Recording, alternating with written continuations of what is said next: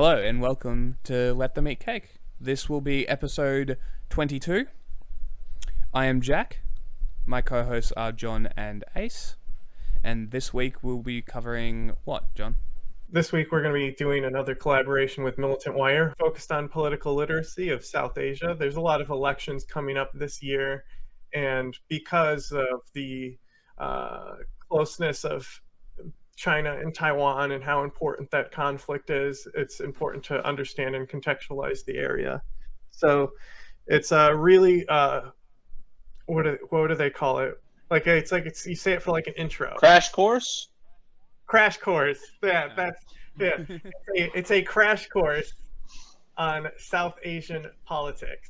Before we get into the episode, let's go over a few topics that are in today's headlines. I think a lot of people are freaking out about the drone collision in Ukraine. Why don't you tell us a little bit more about it? As far as we can tell, the entire incident was accidental, the collision. However, from what we can tell from reports, from news stories, from everything that we can gather, the Russian Sukhoi jets were harassing the drone for about 30 to 40 minutes. So we don't actually know what the pattern that the drone was taking was. Russia claims that it was directly going towards Russian borders or Russian airspace. Whether that's Crimea or the Russian Federation, we don't actually know. It's all very vague. America claims that it was because Russia was basically just doing dumb shit. Like that's the long and the short of it. They were pretty much just being reckless around this drone. We saw reports that fuel was being dumped on the drones, which is when the collision happened. The problem here is Russia is going to use this to ramp up aggression against drones, I think. That's, again, form your own opinion on that. I don't care, really. Like, at the end of the day, America's going to be there supplying support and information to Kiev, and that's the long and the short of it. This is, at the end of the day, an information war. And an information war requires you to be forever vigilant about the information coming from both sides. So I'm not going to speculate, but these types of conflicts, these types of engagements are not uncommon for Russia. Russia often bullies people and harasses them and runs into them. It's happened in Syria to US forces, which will lead us into our next topic. Yeah, so recently in the city of Idlib, there was rallies commemorating the anniversary of the Syrian Revolution, which now has been going on for 12 years. And I guess it just kind of goes to show you that for most people who kind of mildly follow the news, Syria is kind of like a frozen conflict. It's a dead conflict. Like, it's all said and done. It's a bad place. It's a wasteland. But for a lot of these people who have lived through it in northern Syria, the sentiment of the revolution is still very much alive.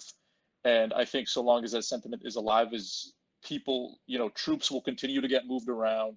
Insurgent groups and militant groups will continue to challenge the Syrian government and vice versa.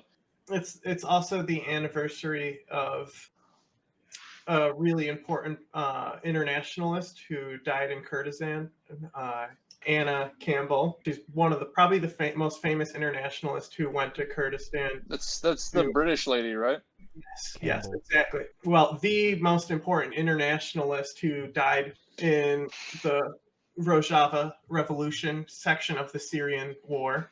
So it's a really important day through all of northern Syria for revolutionaries. We just used the term frozen conflict. Quite recently, the U.S. has announced that they will do a kind of a probe into Yemen, into possible war crimes that have been committed by the Saudi government there. And the reason this concerns the U.S. is because they did it using weapons supplied to them by the U.S. So, again, this could derail arms sales to Saudi Arabia if the U.S. decides it kind of wants to take a more humanitarian stance towards the Saudi government and them using their weapons that have been sold to them to commit war crimes in Yemen, matter of factly. And it also comes at a pretty striking timing, as there has been this newfound like diplomacy between Saudi Arabia and Iran, and China is also involved in that as well, with a gas deal between China and Saudi Arabia. So again, this is kind of, it's like, wow, while it is a good step, it is also kind of a bargaining chip for the United States in case they feel like Saudi Arabia might be acting a little too out of line in regards to their relations with China and Iran. The thing is that I don't think the United States really cares about Saudi Arabia committing the war crimes. They wouldn't have sold them the weapons if they really cared. They wouldn't have, that everyone knows how screwed up that was. They literally went in, and Biden told them straight up, like, oh, don't worry, we're going to make sure that you don't take heat for that journalist you butchered, So like the American government is like actively covering for them already. But what's really important about Saudi Arabia that people don't understand is their control of the information space. MBS, this was his main thing, is that he wanted to control the information space. Their main investor in Twitter, they basically own Twitter. Like we can say Elon Musk is like the shareholder lead or whatever, but like he's really answering to the Saudi government at this point in a lot of different ways. And their ability to control information is something that is completely underlooked. There was just this girl, Eden Knight. She came over to this country legally on a visa. Her father is involved with the Saudi government, and she came to this country because she's trans. So her visa expired, and her parents were holding her passport. So she was kind of in a position where a lot of illegals are, where they came in on a proper visa, and like, someone might be blackmailing them. A lot of times jobs are blackmailing these people, but they hired these people. Basically, they were this entire plot to traffic her back to Saudi Arabia. And if you just go onto Twitter and you just type in her name, Eden Knight, you can read about it yourself. And she basically left her entire story on why she killed herself, and then did it immediately after it was confirmed. They, misgendering her, but she was basically forced into a position by fixers because she didn't have legal paperwork. And she ended up going back to Saudi Arabia, and then a month later she killed herself. And the Saudi government, because they're involved with this girl being, taken out of the country and this whole plot, have actually been trying to downplay it. And for a while, it wasn't getting any coverage until like maybe today people started covering it. So even the smallest things are being interfered with by the Saudi government. And as far as like America's role goes, when it comes to what tolerance is, it's a very specific thing. And it's the thing is tolerance is just not caring what other people do. You don't really have to like it. You just mind your own business. That's what tolerance is. All right. And that's what needs to happen in America. Like if you don't like, certain things and certain types of people, that's fine. All right. Nobody's telling you you have to change, and nobody's telling cultures that come here that they have to change. But when it comes to America, we influence the culture of the world. And currently, right now, with our legislation, we're giving justice to regimes like Saudi Arabia, justice to regimes like the Taliban. All these persecutions of women and LGBT throughout the world get justified by our actions. On that note, protect trans kids. If you have a gun, check out your local direct action folks, and just be a body for these protests. Because we just saw literal the skinheads came back, since the first time since Charlottesville, and actual like face tattooed Nazis with flags, gun on the hip. So definitely get out there and just be a body. Even if you don't understand people, if you have a gun, you already have something in common with most of these people, and you can just talk about that with them and get to know them. It's probably a great place to start. And Armed minorities are harder to oppress. On that very depressing note, let's start our very regular political literacy interview. We have a weapon more powerful than the British Empire, and that weapon is our refusal to bow to any order but our own, any institution but our own.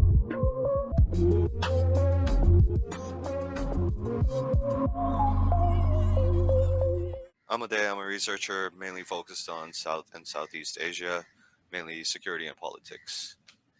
So we have a lot of elections coming up this year in Asia. So that's why we brought you on to talk about. What do you think is the most important election going on in that area? Personally, I think Timor-Leste is one of the most critical elections out of all of them, even though it might be, not many people know about it. But Timor-Leste is a country that is somewhat at a crossroads.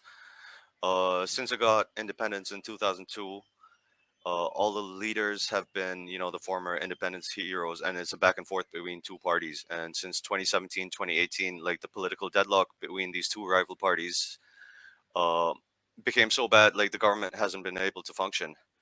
And because of Indonesia's occupation, Timor has a very young population. The voting age is 17, and 70% of the population is less than 35 years old. There's not a lot of economic opportunities there. They have oil. That's part of the oil fund, but that's a bit of a resource curse. And there's a lot of concern about youth unemployment, and one of Timor's biggest security threats is this youth unemployment, because they join martial arts gangs. And in the last 6 months in Dili, in the capital, there's been this uptick of martial art gang violence, and there's concerns about that disrupting the elections, and they will be involved in the elections. So there's a lot going on for Timor-Leste at the moment, and Wasn't there an election last year? Yeah, so that was a presidential election, and the guy who's become president, Jose Ramos Horta, he was a former. He won the Nobel Peace Prize. He was an activist. He used to rally for Timor-Leste overseas, like during Indonesia's occupation, and he has been a former leader. He came back last year, and he's been trying to break the deadlock between these two parties, the Fredland Party and the National Congress for Timorese Reconstruction. So he's hoping that things stabilize a little bit, but I don't know. It doesn't seem that great. Yeah, that's him. Is East Timor's the one where the oil field is contested by Australia, right? Yeah, the Greater Sunrise thing. That was, I think you've heard of Witness K and, the spying scandal, if you did. But in 2002, Australia and Timor were negotiating the Timor Gap Treaty, where to demarcate their boundary between in the Timor Sea, because there's a lot of oil and gas over there. And there's a project there called the Greater Sunrise Project. And Australia's Secret Service, they were spying on Timorese officials, including the Prime Minister. They had bugged the Prime Minister's office, and that helped Australia gain the upper hand in negotiations.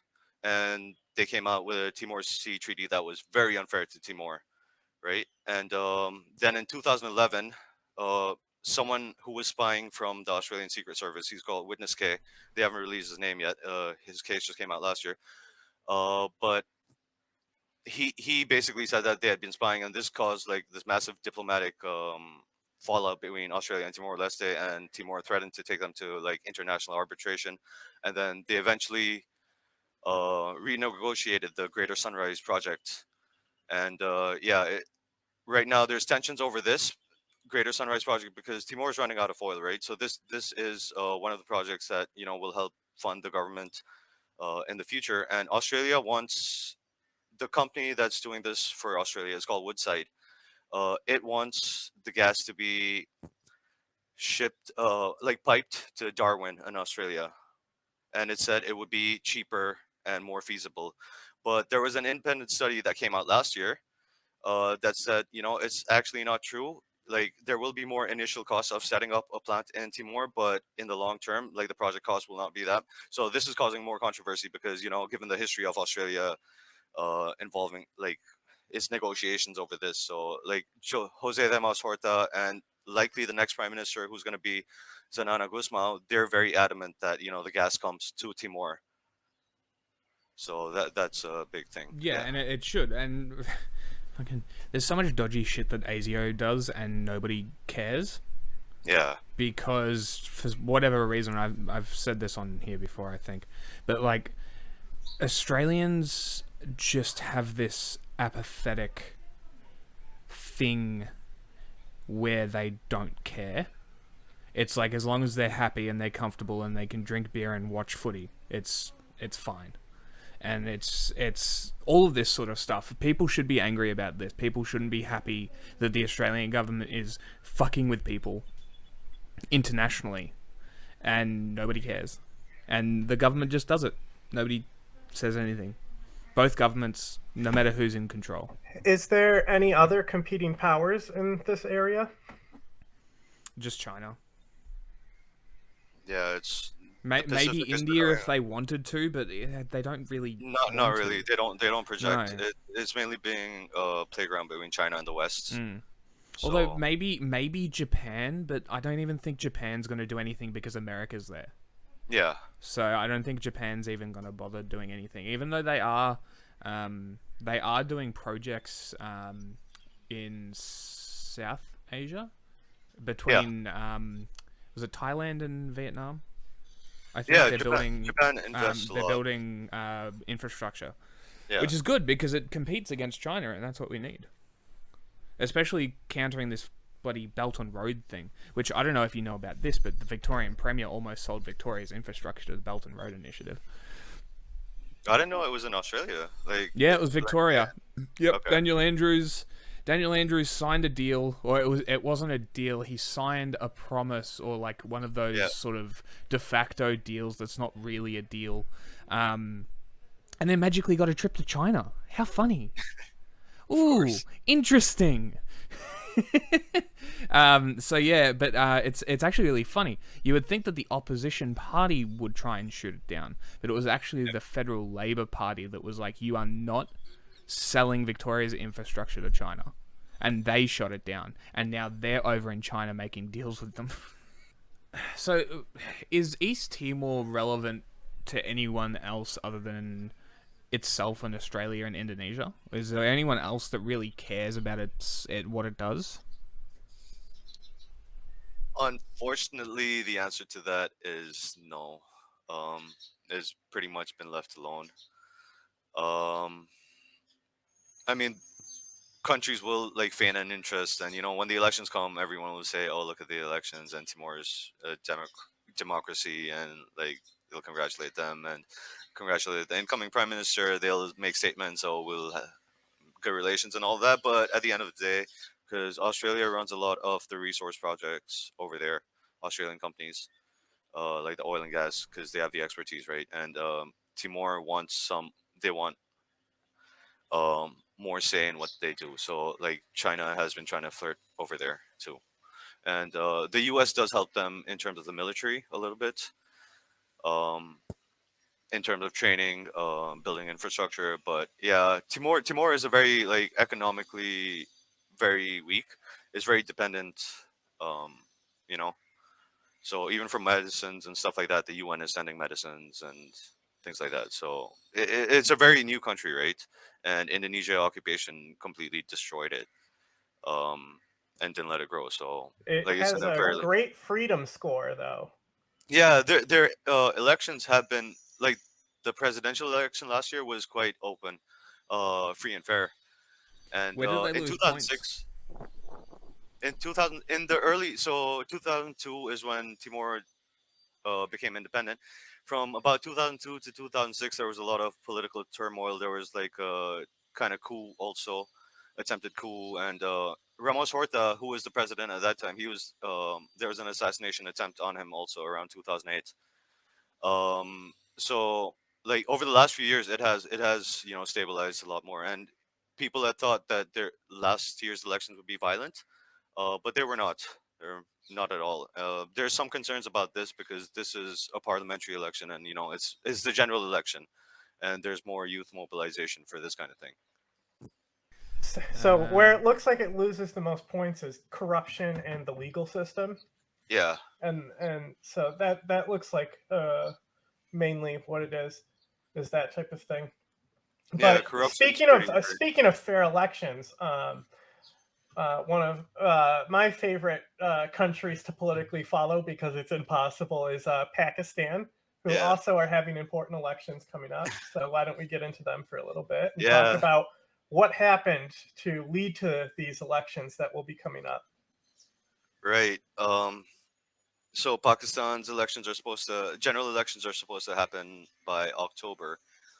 I mean, Pakistan over the last few years has just been characterized between the political turmoil between Imran Khan on one side and the establishment and, and government on the other side. These parties like the Pakistan Muslim League Nawaz or the Pakistan People's Party. So these are the two sides. In April last year, no, in April last year, Imran Khan was ousted from by a no confidence motion, and since then he's tried to force early elections on the government. He's tried to organize protest movements to force early elections, but that didn't work out. He's dissolved the Khyber Pakhtunkhwa and Punjab assemblies in January, which is party controlled. So that is going to force provincial assembly elections. I mean, there's a lot that goes on between like Imran Khan and these guys, but while this political mess is happening, you guys have talked about the rise of terrorism there. You had someone from Fatah, I think, or KP talking on your show. Yeah, So KP. yeah. So there's this rise of terrorism, right? And the main thing is Pakistan's economy, which has really been, even before COVID, it was in a very bad state. Like there's very low foreign direct investment. There's a lot of debt. There's low foreign reserves. There's a lot of inflation. Right now, the IMF said that it would not agree to some of the IMF and Pakistan have not reached another bailout deal. So it's just been this A lot of constantly. natural disasters occurred recently as well. Yeah, the flooding last year also that was it disrupted economic activity. It cost like billions in losses, and it also delayed the elections, the local elections and stuff. So all this has been going on, and the government and the military, they're trying to hold elections like when they don't want early elections because they're a bit concerned that Imran Khan still has popularity. Because when you see the election results over the last year for by-elections and some of the assemblies, like Imran Khan's party wins quite a lot, and the government parties aren't doing that well. The recent Karachi by-elections, there was a lot of allegations of rigging. So yeah, there's a lot of things going on. According to Imran Khan, the United States ousted him. And he has a folded piece of paper, just like the birth certificate, to prove it all that he won't unfold. Yeah. So the no confidence motion against him was apparently a foreign conspiracy and all. But there's last year what came out is how they were planning it. Also, there's some proof of how they try to frame it as a foreign conspiracy. But Imran Khan, yeah, he's been very anti-West. He's the one who said like the Afghan Taliban's our neighbor. This is great now. He's one of them. Like he's trying to portray himself as he literally helped the Taliban take over. Yeah.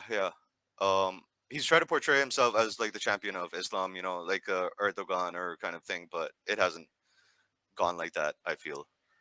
But yeah, when he was in power, like provincial authorities in Khyber Pakhtunkhwa did nothing, and Imran Khan even had a plan like let's resettle the TTP, the Tehreek-e-Taliban Pakistan, in Khyber Pakhtunkhwa, and yeah, I don't even know what to say to that. But he's blaming now. It's funny how he's blaming the terrorism on the current government, even though like a lot of it is on him and just Pakistan's counterterrorism policies in the last 10, 20 years. Well, there's always the question of who actually runs Pakistan. Yeah. There's too many interests, right? I mean, even with the politics, even within the military, you have the ISI, you have the different generals, you have different interests, and even within the politicians, like Pakistan's very corrupt, and is a political elite who hold everything. So yeah, Imran Khan is also corrupt. He's also caught up in a corruption case, So It's, I mean, it's like most of the world, right? The elite don't care I about the think people. I don't know. It's I see the benefits of this, but I also see it being exploited a lot. Is like when there's not set election dates, Yeah, and like when you can like okay, it's cool that you can be able to like force an election and like because if somebody's like really really bad, but at the same time I've seen it just exploited by dictators where they'll snap an election when they know that they're yeah, going to have an advantage and be like, haha, fuck you. And that's how their democracy works. And they use democracy as a weapon to enforce their rule. yeah. And that's interesting that you brought it up because not to defend Imran Khan, but the current government, it's supposed to hold the Khyber Pakhtunkhwa and Punjab assembly elections within 60 or 90 days after the assembly is dissolved as per the constitution. But right now it's saying, there's a lot of security concerns, and the Interior Ministry has said that, they cannot guarantee safety for elections because security forces are so busy, like in anti-militancy, that they can't be stretched out for this. So now we're getting to a point where the elections may not happen, like the provincial elections may not happen as per the constitution. So we're getting into like a gray area where, Imran Khan could challenge the government and bring in the Supreme Court if he doesn't get disqualified. So also the justification of delaying like the general elections for security, or delaying provincial elections for security. That's, yeah, it's kind of an emergency in that kind of sense. So yeah, Who recently delayed elections because of security and it caused like basically a was that Myanmar? yeah, yeah, yeah, It was Myanmar. I'm pretty yeah, sure that's next on the list anyway. yeah. That is. It is not. It is not. It is fifth on the list, but No, we can jump to that. because how do you have elections there at this Yeah, I mean, point? this is one of the places like elections doesn't matter anyway, even if they hold them, right? It's not like most of the people will participate in the process. It's just a farce for the military to show themselves. Oh, look, we've held elections. Pat yourself on the back, kind of thing, and tell the international community that it's one of those like elections that don't matter. But yeah, they extended it because of the state of emergency. They extended the state of emergency, and they said it's because of insecurity. But I mean, that insecurity is just going to increase, right? Myanmar is not getting any more stable. The military, it's not so easy for the EAOs and PDFs and the resistance. Uh, it is going to be drawn out, but the military's, it is strong, but it's losing slowly, I feel. In a situation like this, would not participating in democracy be a bigger statement than participating? I love this question, by the way. Yeah, definitely. So in Myanmar, there's a lot of strikes that happen, the civil strikes, and recently there was some anniversary, and what people did was just silent strikes, and people just staying indoors. It's that video. I remember seeing that on the 1st of February, 2021. Yeah, the song that is playing on that video is actually an Indonesian song about, it's against the police, kind of. So it's quite ironic when this whole thing was happening. But yeah, Ampun Bang Jago. So, But yeah, yeah, but sorry. can Aung Suu Kyi even participate in elections? Is that even going to be a possibility? Is there Uh, even an opposition that can run at this point, or is this just like Belarus 2.0? I think it's like that because Aung San Suu Kyi, her party, the National League of Democracy, will not participate in the elections. So, like, everyone views the elections as illegitimate, so it's not, You say National League of Democracy. for democracy, yeah. That Yeah. sounds like the Democratic Republic of Korea. Yeah, yeah. People have this thing about like Aung San Suu Kyi before like the whole Rohingya tarnish her image. Like people were like, she's a champion for freedom and all of that. But if you actually see like the NLD and Aung San Suu Kyi since the 90s, they aren't like very democratic. They've just been championed like that. Like she would hold a lot of control. And even when the NLD was in power, what a lot of ethnic communities didn't like is that centrally the chief minister of each state was chosen, without taking into account, the local communities in each of the ethnic Sounds like states. Australia. Yeah. So I mean, the NLD, yeah, like people now are, is NLD is the face of, democracy in Myanmar and all, but it has a lot of internal issues, and Aung San Suu Kyi is not like the democratic champion that people would say she is. Yeah, it's often the case like that. It's well, talking about that. Is it more like the parties select the leaders, or is it like just central government picks Parties? regardless? Whatever. Uh, You get what I'm saying. yeah. So I mean, so it's really been the last two elections, 2015 and the last one in 2020. It's just been NLD versus the government party, and NLD has won a majority in both. In 2020, they won a super majority. So it's just them. There's a couple like smaller parties that come on like the provincial scale, but on a national level, it's pretty much the NLD versus the Union Solidarity and Development Party, which is the military's political wheel. Okay. Wasn't she arrested for having a walkie-talkie? Yeah, I mean, they keep putting charges on her. Like, she was in house arrest during the 90s and like 80s, 90s at that time also. Yeah, they just put like whatever charge they can put on her. The military had actually introduced this rule that directly blocked her from being the head of state, because they said that anyone with a foreign, like as per the 2008 constitution, which is very problematic, in that they put like anyone with a foreign spouse cannot be a head of state, and she's married to like a British citizen. So that's why she had to become like the state counselor, which became another controversy in itself. Um, can be the leader as per the constitution also. So, if we're looking at the elections happening or not happening? Would it be a bigger deal? And I'm not just even internally, but externally, just diplomatically. Would it be an issue? Would people care if there was no elections? Or would they just rather screen it just like how every dictator does and have sham elections and just, take 90% of the vote? Like, what's going to be the better path for the military that's obviously going to stay in power? Yeah. See, that's an interesting question when it comes to Myanmar, because if you go to Myanmar's history, it has been in contemporary history, it has been very isolated at times because of the military, and they don't care as long as they're in power over there making money. They don't care so much about international perceptions. Like ASEAN is trying a lot with Indonesia being the chair this year to try to get a consensus on Myanmar.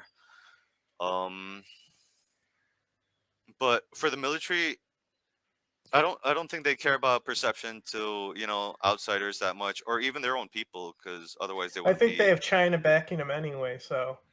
That's not so clear cut as it is, because when the NLD was in power, Aung San Suu Kyi, like China cozied up with her, because China basically just wants its China Myanmar economic corridor, all those projects, because China's Because of invested opium. billions.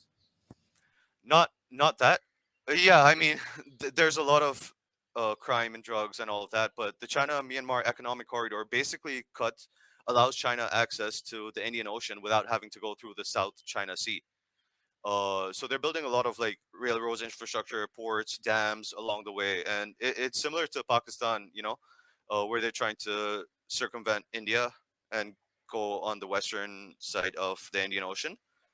So they're trying to it's their string of pearls kind of BRI project. So Myanmar is very important in that sense. So China wants stability over there. That's not to say that it supports the Myanmar government, because the military has been critical, because China in the past would support the ethnic armed organizations, right? They're all armed with Chinese weapons. All those come from China. So it's not so clear cut to say that China backs them. China just wants its interests, and it will go with whoever is in the position at that moment. I mean, at the given opportunity, they would take Myanmar and not look back. Like, Yep. It's as simple as that. Yep. How long has the military been in control now? Since okay, so Myanmar gained independence in like the late 40s, early 50s. There was a few years, and the military was in power till from the 1950s, I think, till about 2011. 2015 was like the first proper open elections. So yeah, it's just been a country that Yeah, has my changed. old boss was like there when it was going on, when the Yeah, elections were going on, and he's like seen her speak and stuff when yeah, she like before the genocide. yeah, But they have some interesting neighbors down there that are also having elections this year. yeah. We have both Cambodia and Thailand. What do we want to dive into first? Oh, whichever one you guys feel. I will just say about Myanmar, the military thinks of itself as like the parent of the country, and like all Myanmaris are its kids, and it has to take care, and it has this kind of attitude, and like it's a very, yeah, it's not a state relationship kind of thing. Anyway, Thailand or Cambodia? Thailand. Which one has the king that like has a puppy and wears bondage gear out? That's Thailand. All right, yeah. Yeah, So I think that there was the protest there against the king. So I'm confused how much power that the government has with the king, and yeah, I know that there's things like you have to like I heard stories like going to the movie theater, like you have to basically pledge allegiance to the king before watching movies or something. I've heard yeah. all kinds of stuff like that. So, in Thailand, the monarchy is pretty much a sacred institution that is looked up, by a lot of people with respect. Like they'll prostrate themselves willingly, a lot of people in front of the king. It's also one of the places with like the strictest lese majesty laws, lese majesty. You can get 15 years in jail for perceived insults to the king. There's not really a lot of discussion about what you can't really have a lot of discussion or open debate about the monarchy's role. Yeah, see that picture. If you're seeing that in Thailand, you could be jailed for that. Um, there have been people have been jailed for sharing like BBC biographies about him, and like things that portray him in a negative light. There's a journalist, Andrew McGregor Marshall. He's a very controversial guy, but he's written a lot against the king, and he's basically banned from Thailand. Um, but yeah, Thailand. So it has been a monarchy for, I don't know, nearly 1,000 years. If it has been, like the kingdom of Siam. Um, there's been 4 or 5 different kingdoms until its modern history, and until 1932, it was a constitutional monarchy. Until 1932, it was an absolute monarchy, and then it became a constitutional monarchy. And since 1932 till now, there's been like this push and pull, with people trying to be more democratic, but the conservative elite establishment, they're trying to, Is a dog the chief of the Air Force? It's dead now. Air Marshal Fufu, yeah. That is amazing. It was just a honorific title kind of thing. Yeah, that was her. But yeah, I think they had a chance to basically abolish the monarchy, but they actually really liked the last king. Is kind of what I've heard.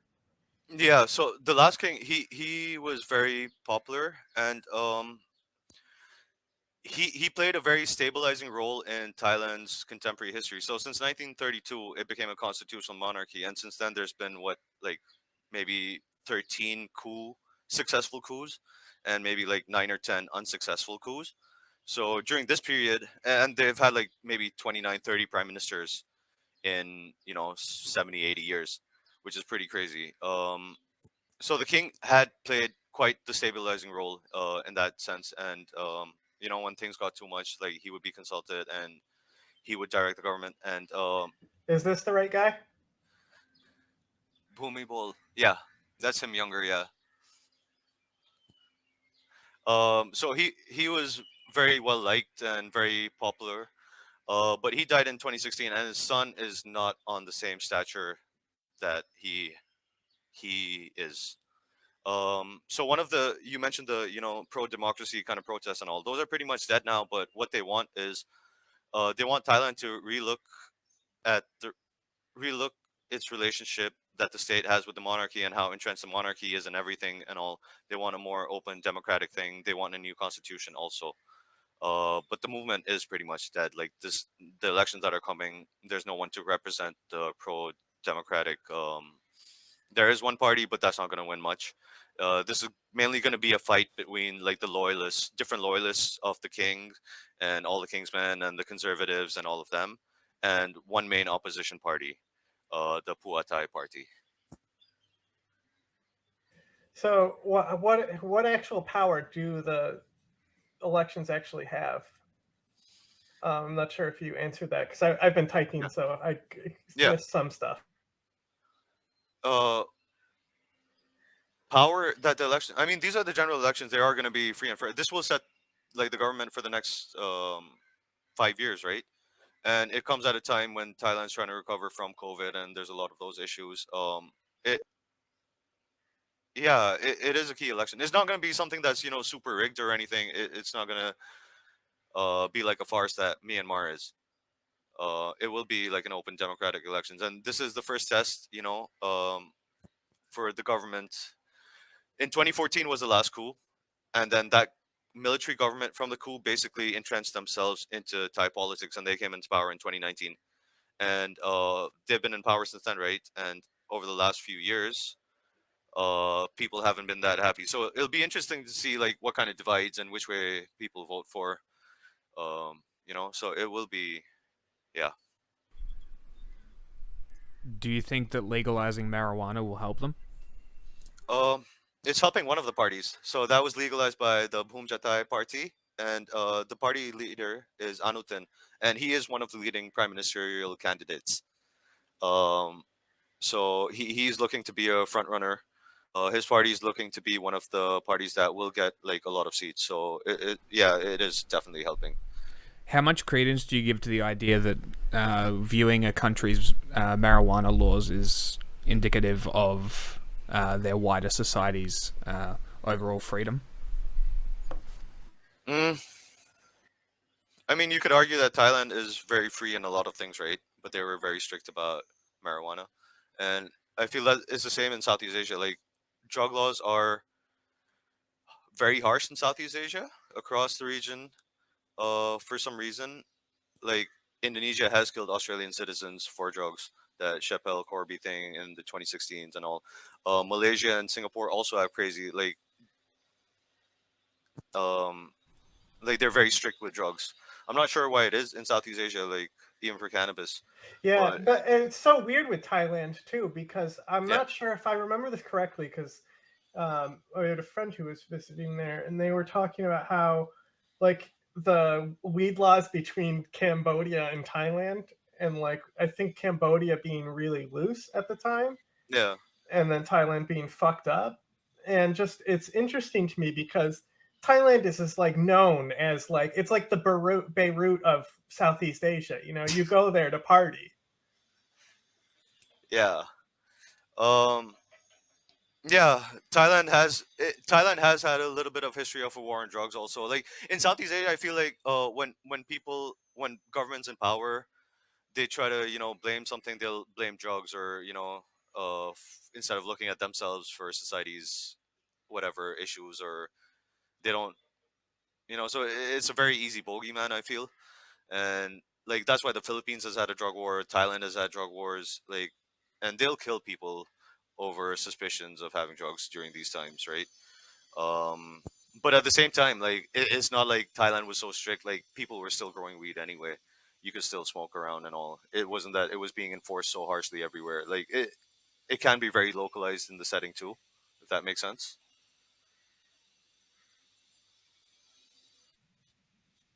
Like diplomacy in Thailand. Is there any diplomatic factors that are going to be backing other parties? Like, is China a certain party and someone else another party? Not that kind of thing that you'll see in like other countries, maybe like a Nepal or Sri Lanka or kind of place. It's pretty like Thai and independent. It's them after their own interests. Yeah. Okay, so how does that differ from Cambodia at all? Cambodia is different because the elections are another one of those things where it doesn't matter. Like the outcome has been decided. There's one opposition party. but they're not gonna have many votes. The current Prime Minister Hun Sen, he's been Prime Minister since about 1985, if I remember correctly, and he's gonna be the next Prime Minister. The only like thing that will be different, it might be his son, because he's priming his son up for to take over Hun Manet. So it's just that. So Thailand, there is a choice, and you will have a dynamic elections. Cambodia is not that. How is Cambodia just in general, like society in Cambodia? Is it free? Is it not? How does the country operate? How do politics operate? What's the social fabric like? Okay. So in terms of political expression, um, there's not. Yeah, like it's very low. So Hun Sen and his party have pretty much his party's the Cambodian People's Party. It's dominated politics, and in the 2000s and 2010s, there were like these opposition parties that had kind of come together, and they were becoming a real challenge. But they the leaders of those parties basically got arrested, or the parties were cracked down upon when there were like protests in support of the parties. Security forces would come beat people up, or tear gas them, that kind of thing. So political expression, there's none at all. Pretty much, it's Hun Sen. He's dominated it. Um, there and even within his party, like there is a bit of infighting and different interests pulling at each other, but it's pretty centralized overall. So in terms of political space, there's not a lot. In terms of society, we're looking at a came out of a genocide and then just a very violent history. And even in the 90s, like just extreme poverty and all of that. So it, it's it is developing along. And Hun Sen, like the one of the reasons he can claim like some level of legitimacy is because he has helped the economy grow over the last few years. In the last 20 years, he has brought some level of stability, and like they are doing a lot in that sense. So it's a very, I feel it's a very, the contemporary Cambodia is very new because of its history and the Khmer Rouge, and then the genocide, and then all the political violence. It's still like coming along and finding itself out at this point. Um, but yeah, politically nothing. Is it still? Are they still favorable to the idea of communism, or is that ship sailed? That ship has sailed. You'll see that Hun Sen, he's actually gotten. So China is very close to Hun Sen and Cambodia, and they invest a lot over there. There's even allegations that he's allowed Chinese military forces to access a base in the country. Um, so sorry, what was your question? I lost myself. Whether they're still friendly with communists or Yeah, yeah. communism Oh, yeah. or Yeah. communists, yeah. So, I mean, they're friendly with China, but it's not a like communist kind of thing at all. Like, Hun Sen is very corrupt. He has enriched himself and his family in these last decades a lot. So it's not a communist kind of thing. The Khmer Rouge went really crazy with their, try to make it an agrarian, self-sufficient. But Yeah, that's exactly they- what communism is. But the thing is the Khmer Rouge actually, as far as percentage, because there's a lot smaller population here, but as far as the percentage of the population killed, it beats the Holocaust. Yeah, a quarter of the population, right? According to some estimates. Yeah, and like it's insane. And like the things that Yeah. you hear things like them like just bashing children against trees and things like that. And this really, like, the Khmer Rouge came out in the like 1960s, and they were supported by the North Vietnam and China, um against the like Cambodia at that time. The US was bombing, and there was like US intervention, and the US supported one government, so a bit of the Cold War thing was playing there. But the Khmer Rouge was only actually in power only from 1975 to 1979. Like that's when they had absolute control, like, and in those 4 years killed like 2 million of the population, 2 million people. I think it was around that time. It was 2.2, And wasn't it? something like that, yeah. And yeah, just the killing fields of Cambodia, like think there's enough visual aids and Yeah, I mean, bones still rise Yeah. from the ground there. yeah.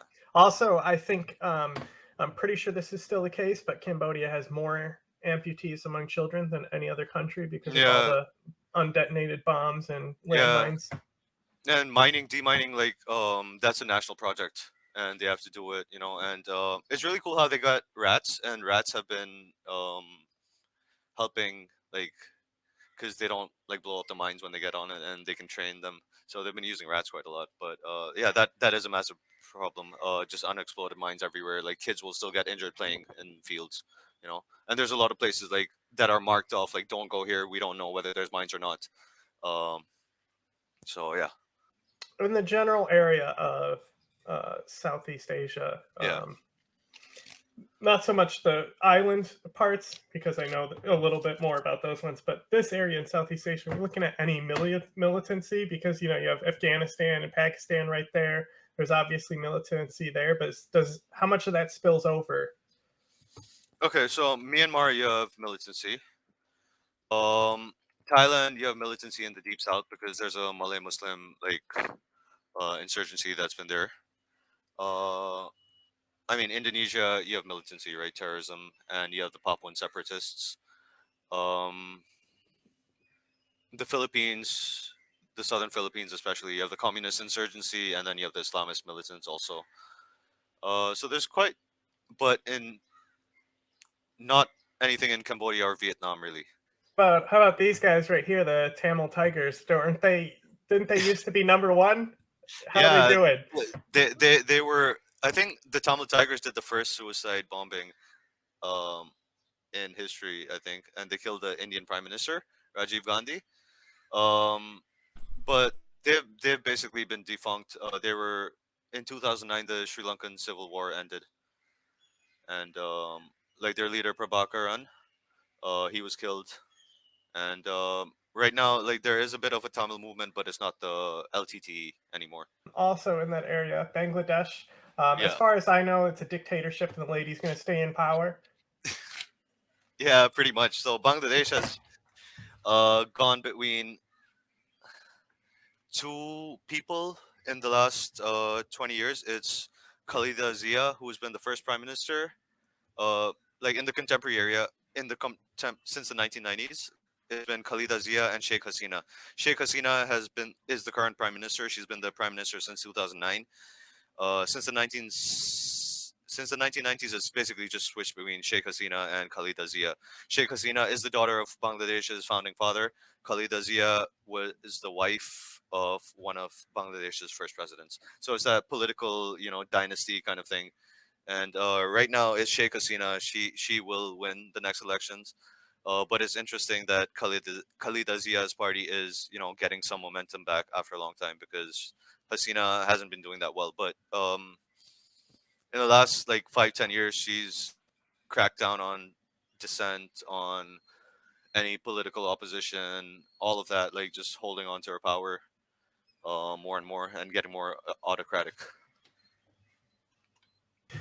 So, but the big thing there is slavery and the supply chain acts that need to happen. It's like there was the textile collapse.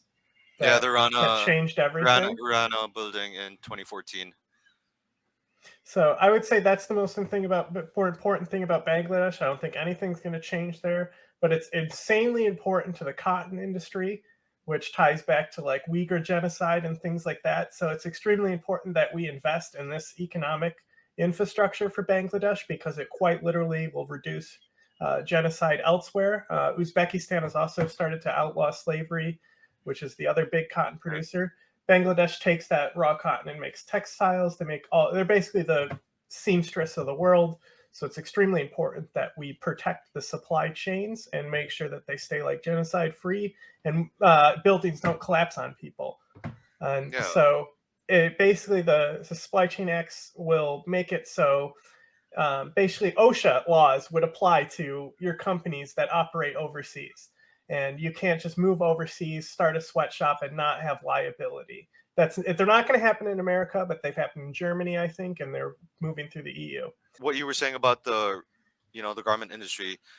So the ready-made garment industry, like Sheikh Hasina, has really developed that, and that's become one of its biggest industries. And there's also a lot of problems apart from buildings falling down. Like there'll be protests by workers all the time about not getting paid on time or like having months of outstanding. So there's a Well, lot of because labor issues that come. it's one of those places where you show up and they'll pick you if they want to work. It's very exploitive. Nobody has a Yeah, permanent work contract. It's day by day, so they get around so many of these things. And yeah, it's basically slavery there too. But there are actual yeah, slavery problems in the region. yeah. I mean, Bangladesh, that's where the Rohingya are settled, right? Fleeing from Myanmar and that Cox's Bazar area. There's a lot of like, even within the Rohingya camps, there's like militancy and a lot of crime, a lot of drugs, and all of those things. And for Bangladesh, authorities are getting increasingly concerned that this is becoming a more and more security issue. So they're trying to put like all the Rohingya on this one island that's kind of off the coast and resettle them all there. Okay, so on our list here we have Nepal, and then I think Maldives here. Yeah. You mentioned Nepal already. Said something about it's basically just ridiculous sham elections. Nepal had mentioned in the context that there's more of an India-China thing there. It's not necessarily sham elections. Like, so it's gonna have its presidential elections this year, but last year in November it had its general elections, and that was interesting because two rivals came together after a long time and formed a coalition. So this presidential election is a bit of a test for the new coalition, which is already infighting, and one of the guys is seen as more pro-China. There's also a lot of different interests, and India also gets involved in this. And even after the November 2022 election, it took weeks to form a government. So yeah, like it's not going to be so stable. Like I personally don't think the government is going to complete its term. So, do you mean that it won't even get to these elections that are No, supposed to be held in March? it will get to these elections, but the outcome of this election could split the coalition further and fracture it more, and then at some point in the next, like, I don't know, maybe 1-2 years. Yeah, because the parties that came together, they had been rivals since the start, pretty much. And yeah, it's right now they've kind of come together, but it doesn't look like it's gonna last. And Nepal has been one of the places that has suffered from a lack of governance, and that's led to India and China trying to have more of a foothold and all of That's what I that. was So going to ask: is the yeah, border disputes and things like that. yeah. So I mean, there's border disputes with India. There's issues with China also. Um, India has been heavily involved in Nepal. They killed some of the monarchy and all, or I think maybe 20-30 years ago. Um, and China also. So it's become a bit of a playground for the India-China thing, because if you look at the area around there, China is taking over the Arunachal area, and they have Tibet and Bhutan on the other side, right? So this whole mountain range, the Himalayas and the plateaus, um, yeah, that's where I think like one of the next, like, a big conflict could break out, like this India-China border issue. Yeah, I mean, we just saw people beat to death with rebar clubs. Yeah, that's because they're not allowed weapons, because we are two nuclear powers, and we have in the past like fought wars in 1965 or something. 1962, China invaded. So that's because so we don't escalate shit and start sending off Uh, bombs. India is going to be very crucial if China decides to fuck around. Yeah, Because if China starts anything, they have three fronts immediately. yeah. So try it. Oh, Maldives. Yeah, that's what we still have to talk about. But before we get there, we have a few regions here. So there's this one, and then also this one. This is a very small image. I apologize. But this is the territories we're talking about combined. They're very important. And obviously China's territories. So, we kind of have the wall here. You can see that the Philippines is part of it. So, and then, it's this blockade that's going to be going on in this South China Sea. And what's important is that there's not only elections going on in Marshall Islands. So they are an independent country, but there's some stuff that goes on between them and the U.S. They used to be a territory. So them and Palau are negotiating their ties with America. This is important for America's reach into the Pacific Ocean. It's basically they're the front line right up into that Chinese territory. Both those islands are extremely important. And then another one of those islands that is in the Micronesian area is actually in our territories, and I think that's the Virgin Islands. So, yeah, so Micronesia is huge. So we're going to have that regardless. But both these states, they're very small. They voted to be independent from Micronesia. So they have contracts, and the big thing is that there was nuclear tests going on, and they want more compensation for this. The U.S. has already given them $500 million, I think. We still haven't checked that, but basically they want compensation for the nuclear tests, and climate change is ravaging these places. And this is one of those corridors where China could scooch in and gain something on that important front that would basically make a deadlock there and make sure war doesn't happen there. So it's a nice little competition going on down there. That's going to be very important how these deals play out. So, and then we also have this country with the ugly flag we haven't talked about. Oh yeah, the Maldives. Yeah, they also have the elections. This one is going to be interesting. So Maldives is another place where India and China have been playing out their little rivalry for decades. And right now, the big thing for the current elections is within the ruling party. The current president is fighting against someone from his own party, and that's going to split the ruling party. The MDP is the party, the Maldivian Democratic Party. So yeah, it's going to be a presidential election. It's Ibrahim Mohammed Solih versus Mohammed Nasheed, and they're from the same party, and that's causing a lot of problems.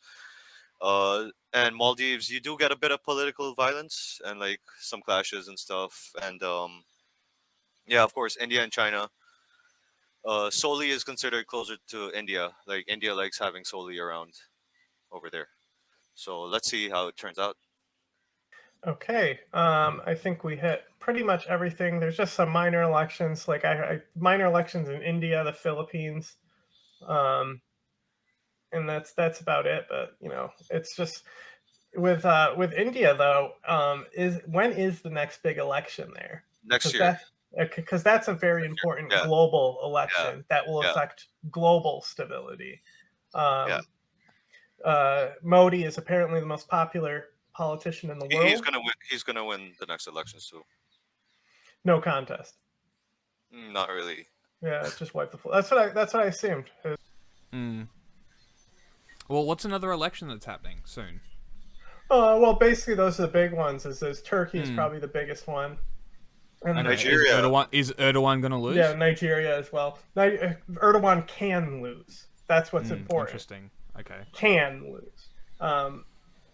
It would be very good. I think that he is going to use the earthquake to his political advantage. And that's going to be a very determined factor going into it. As the thing is what I want to wrap with is the greater outlook picture of global powers in the region. We obviously have India and China there, but we also have Australia and the US, and even Japan and Korea sometimes get involved. So are any of these elections potentially going to shift the global politics going on between nations?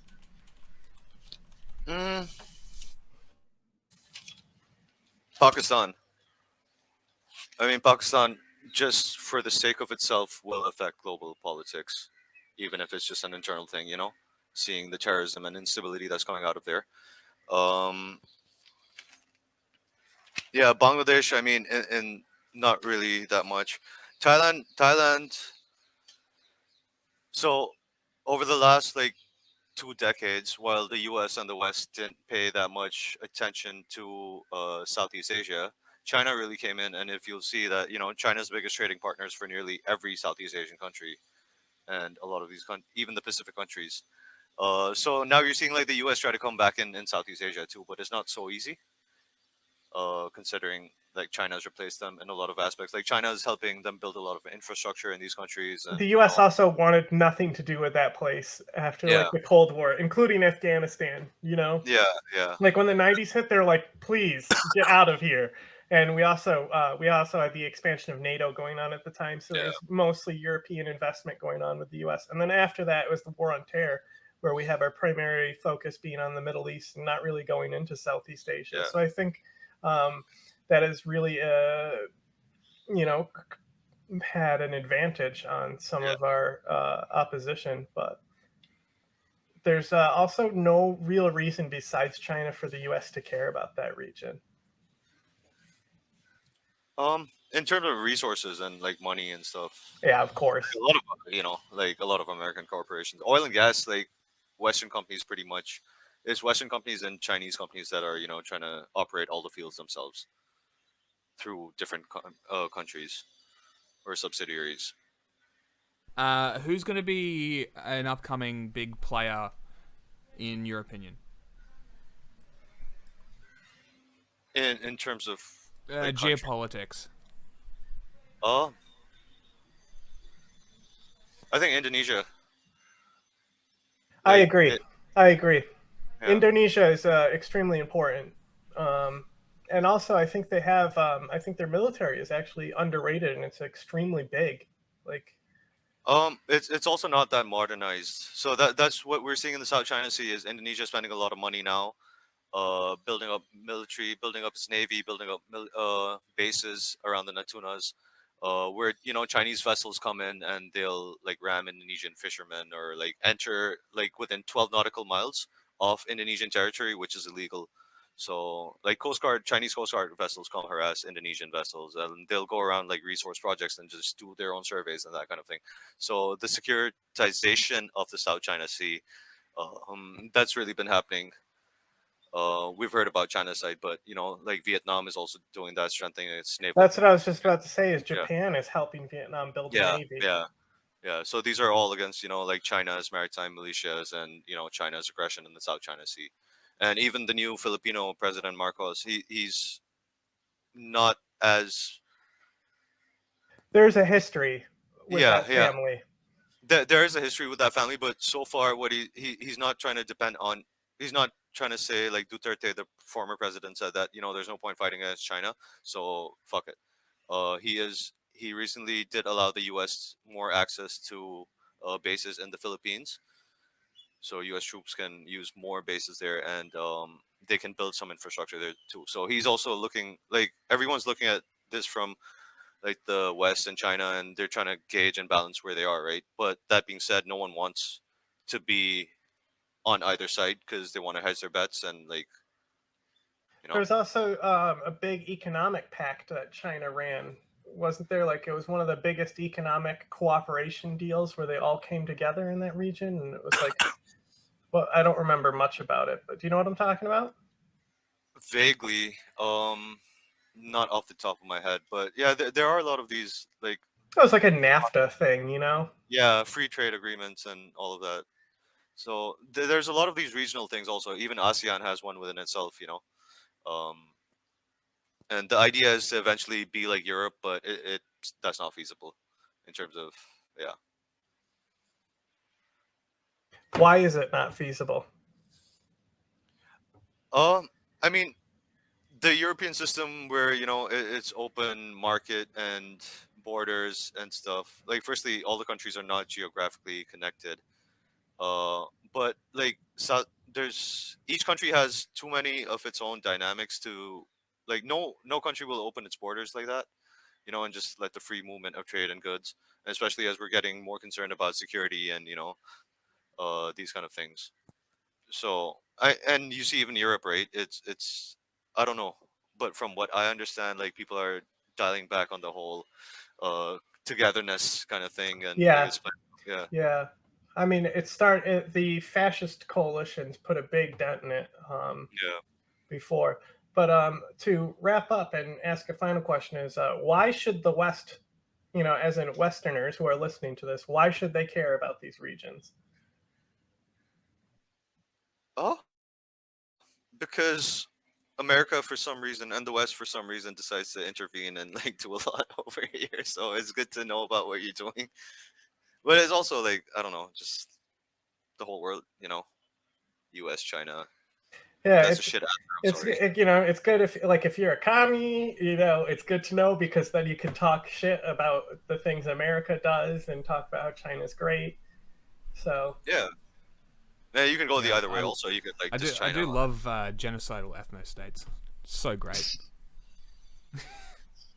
Yeah, there's a lot of violence in Southeast Asia and South Asia, so that's Yeah. always of interest. all right, so let's end it there.